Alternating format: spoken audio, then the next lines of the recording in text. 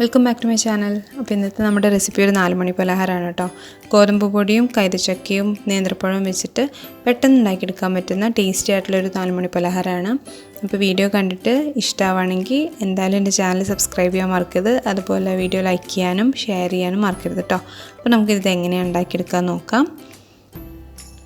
ഇതിന് വേണ്ടിയിട്ട് ഞാനിവിടെ 2 നേന്ത്രപ്പഴം പഴുത്തത്, ഒരു മീഡിയം സൈസിലുള്ള നേന്ത്രപ്പഴം പഴുത്തത് ചെറുതായി അരിഞ്ഞു വെച്ചിട്ടുണ്ട്. അതുപോലെ നമുക്കൊരു ചെറിയ കഷ്ണം കൈതച്ചക്കയും ചെറുതായി അരിഞ്ഞു എടുക്കണം. ഇനി നമുക്കൊരു പാൻ എടുത്തിട്ട് അതിലേക്ക് 2 ടീസ്പൂൺ നെയ്യ് ചേർത്ത് കൊടുക്കാം.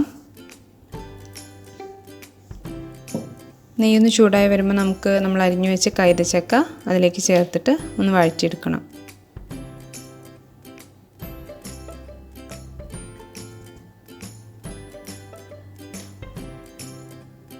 നമുക്കിതിലേക്ക് നേന്ത്രപ്പഴം അരിഞ്ഞു വെച്ച കൂടി ചേർത്തിട്ട് വഴറ്റിയെടുക്കാം.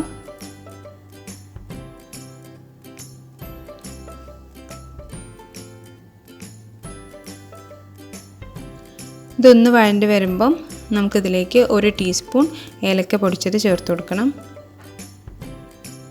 ഇത് നമുക്കിതിലേക്ക് ചേർക്കേണ്ടത് 1 ടീസ്പൂൺ ചെറിയ ജീരകം പൊടിച്ചതാണ് കേട്ടോ.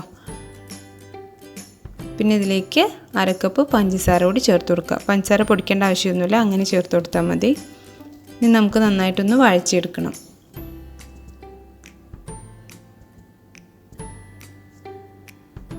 ഇതെല്ലാം കൂടി നന്നായി ഒന്ന് വഴണ്ടി വരുന്ന സമയത്ത് നമുക്കിതിലേക്ക് തേങ്ങ ചിരകിയത് 1/2 കപ്പ് ചേർത്ത് കൊടുക്കണം. തേങ്ങ കൂടി ചേർത്തിട്ട് എല്ലാം കൂടി നന്നായി ഒന്ന് മിക്സ് ചെയ്തിട്ട് വഴറ്റിയെടുക്കാം. അപ്പോൾ നമ്മുടെ കൂട്ടൊക്കെ റെഡി ആയിട്ടുണ്ട്. നമുക്കിതൊന്ന് തണുക്കാൻ വേണ്ടി മാറ്റി വയ്ക്കാം.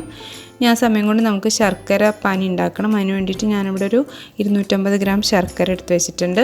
ഇതൊരു 1/2 കപ്പ് വെള്ളത്തിൽ നന്നായിട്ടൊന്ന് ഉരുക്കിയെടുക്കാം. നമുക്ക് മധുരം കൂടുതൽ വേണമെന്നുണ്ടെങ്കിൽ ശർക്കരയുടെ അളവ് കൂട്ടാം കേട്ടോ. അപ്പോൾ നമ്മുടെ പാനിയൊക്കെ റെഡി ആയിട്ടുണ്ട്. ശർക്കരയൊക്കെ നന്നായി ഉരുക്കി വന്നിട്ടുണ്ട്. ഇനി ഇത് നമുക്ക് തണുക്കാൻ വേണ്ടിയിട്ട് കുറച്ച് നേരം മാറ്റി വയ്ക്കാം. അപ്പോഴത്തേക്ക് നമുക്കൊരു ബൗളിൽ 2 കപ്പ് ഗോതമ്പ് പൊടി എടുക്കണം. അതിലേക്ക് ഒരു നുള്ള് ഉപ്പ് കൂടി ചേർത്ത് കൊടുക്കാം.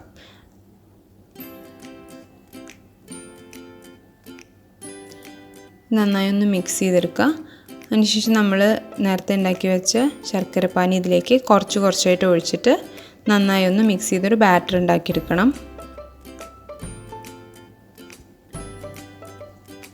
ചില ഗോതമ്പ് പൊടിയുടെ വ്യത്യാസം അനുസരിച്ചിട്ട് ചിലത് കുറച്ച് കൂടുതൽ വെള്ളം ഒഴിച്ചാൽ നമുക്ക് നന്നായിട്ടുള്ള ബാറ്ററായിട്ട് കിട്ടുള്ളൂ.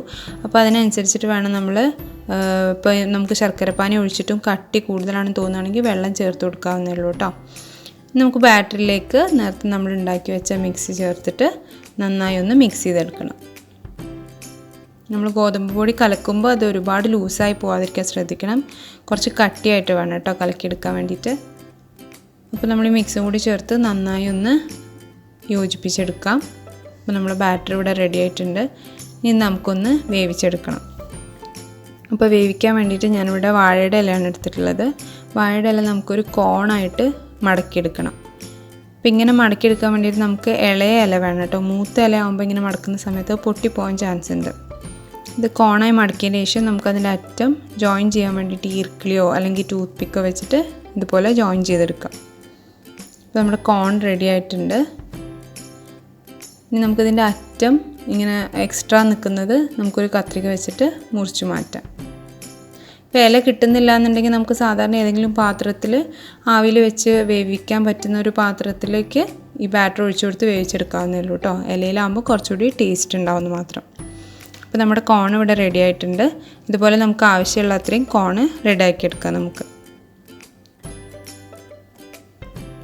ഇനി നമുക്ക് നേരത്തെ ഉണ്ടാക്കി വെച്ച മാവ് കുറേശ്ശെയായിട്ട് ഇതിലേക്ക് ഒഴിച്ചിട്ട് വേവിച്ചെടുക്കണം. അപ്പോൾ അതിന് വേണ്ടിയിട്ട് നമ്മളൊരു പാത്രത്തിലേക്ക് ഈ ഇലകളെല്ലാം നിരത്തി വയ്ക്കുക. നമ്മൾ വേവിച്ചെടുക്കുന്ന പാത്രത്തിലേക്ക് കൊള്ളുന്ന രീതിയിലൊരു പാത്രം വേണം എടുക്കാൻ. നമുക്ക് ഇലയിലേക്ക് ബാറ്റർ ഒഴിച്ചു കൊടുക്കാം. ഇപ്പോൾ ഒരു 1/4 ഭാഗത്തോളം ആ ബാറ്റർ ഓരോ ഇലയിലും ഒഴിച്ചു കൊടുക്കാം.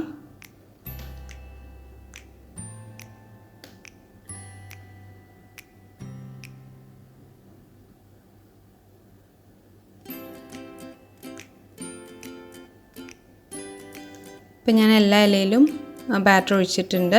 നമുക്കിതൊന്ന് വേവിച്ചെടുത്താൽ മതി. അപ്പോൾ ഞാനിവിടെ ഒരു ഇഡ്ഡലി ചെമ്പിലാണ് വേവിച്ചെടുക്കുന്നത്.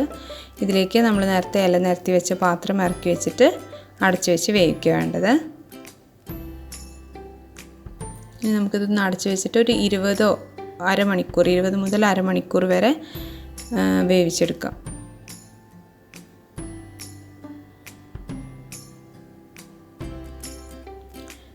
നമ്മുടെ പലഹാരം റെഡി ആയിട്ടുണ്ട്. ടേസ്റ്റിയാണ്. എല്ലാവരും തീർച്ചയായും ട്രൈ ചെയ്ത് നോക്കണം.